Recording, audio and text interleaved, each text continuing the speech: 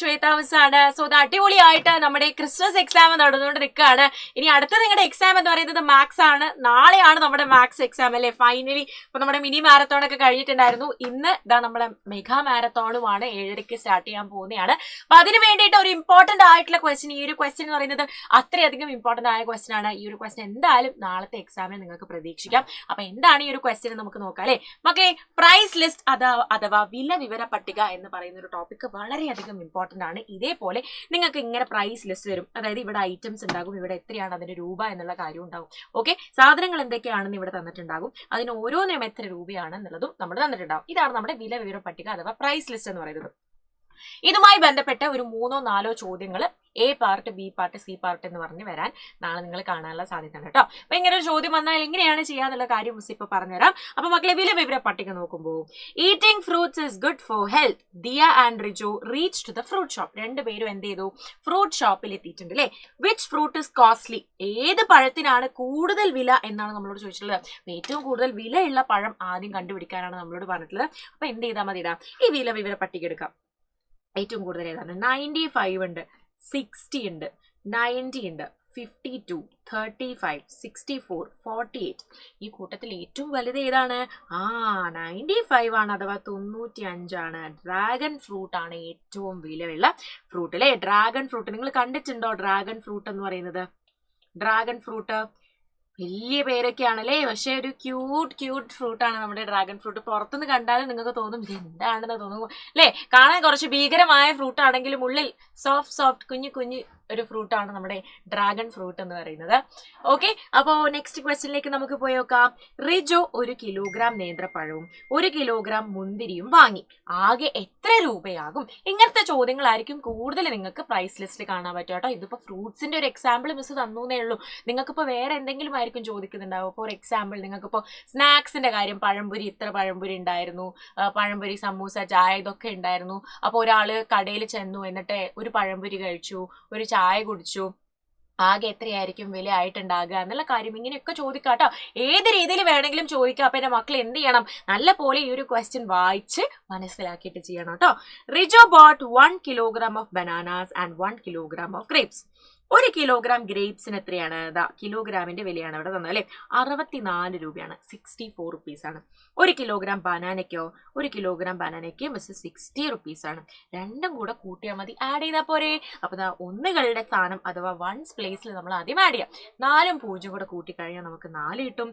6ഉം 6ഉം കൂടെ കൂട്ടിക്കഴിഞ്ഞാൽ 12, 124 രൂപയാണ് രണ്ടിനും കൂടെ നമുക്ക് ആയിട്ടുള്ളത്. ഓക്കെ, ബനാനയും ഗ്രേപ്സും കൂടെ വാങ്ങാൻ ഓരോ കിലോഗ്രാം നമ്മൾ വാങ്ങിയിട്ടുണ്ട്. 64 റുപ്പീസും 60 റുപ്പീസ് ആണ്. രണ്ടും കൂടെ ആഡ് ചെയ്ത് കഴിഞ്ഞാൽ നമുക്ക് 124 അഥവാ 124 രൂപ കിട്ടും. അടുത്ത ചോദ്യം, ദിയയ്ക്ക് 1 കിലോഗ്രാം മാങ്ങയും 1 കിലോഗ്രാം പേരയ്ക്കയും വാങ്ങാൻ എത്ര രൂപ വേണം? How much does Diya need to buy 1 kilogram of mango and 1 kilogram of guava? പേരയ്ക്കൊക്കെ 1 കിലോഗ്രാമിന് എത്രയാ? നമുക്ക് ഇവിടെ തന്നിട്ടുണ്ട്. എന്ത് ചെയ്താൽ മതി? നേരെ നമ്മൾ ഐറ്റം ഏതാണെന്ന് നോക്കാം.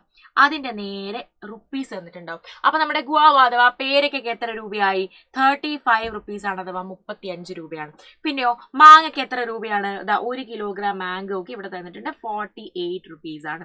രണ്ടും കൂടെ ആഡ് ചെയ്താൽ മതി അല്ലേ. രണ്ടും കൂടെ കൂട്ടിക്കഴിഞ്ഞാൽ നമുക്ക് എന്തായി? നമ്മുടെ ആൻസർ കിട്ടും. അപ്പൊ 8നോട് നമ്മൾ 5 കൂട്ടിക്കഴിഞ്ഞാൽ നമുക്ക് എത്ര കിട്ടാ? 8നോട് 2 കൂട്ടിയാൽ 10 കിട്ടും. ബാക്കി 3 കൂടെ കൂട്ടിയാൽ 13, 13.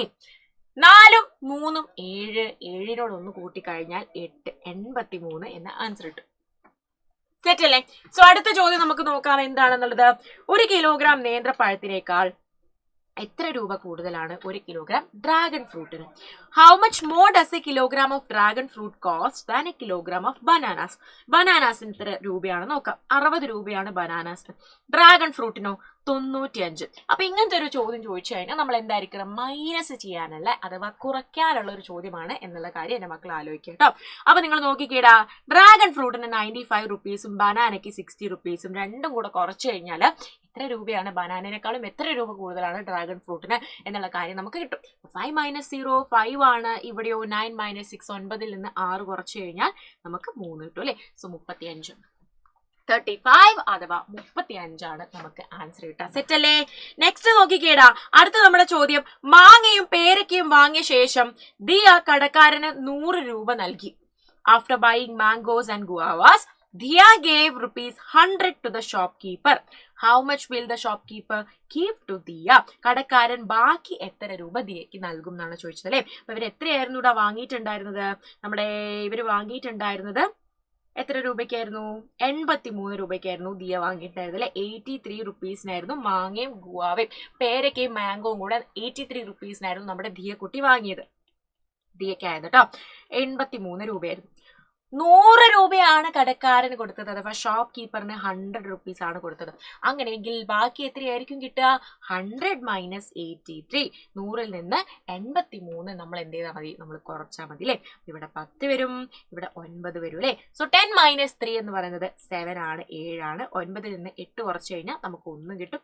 17 രൂപയായിരിക്കും ബാക്കി കിട്ടുന്നുണ്ടാവുക. ഓക്കെ, ബാക്കിയായിട്ട് നമുക്ക് വരുന്നത് 17 റുപ്പീസ് ആണ്. അപ്പൊ ഈ ഒരു ക്വസ്റ്റ്യൻ എന്ന് പറയുന്നത് വളരെയധികം ഇമ്പോർട്ടന്റ് ആണ്. എല്ലാവരും നോക്കി വെച്ചോളൂ കേട്ടോ, എന്തായാലും പരീക്ഷയ്ക്ക് ചോദിക്കാൻ സാധ്യതയുണ്ട്. അപ്പൊ വീണ്ടും അടിപൊളി വീഡിയോസുമായിട്ട് മിസ് വരുന്നതായിരിക്കും. അതുവരേക്കും Tata by and all the very best. Exam ഒക്കെ അടിപൊളിയായിട്ട് എഴുതാം, ഫുൾ മാർക്ക് തന്നെ സ്കോർ ചെയ്യാം കേട്ടോ.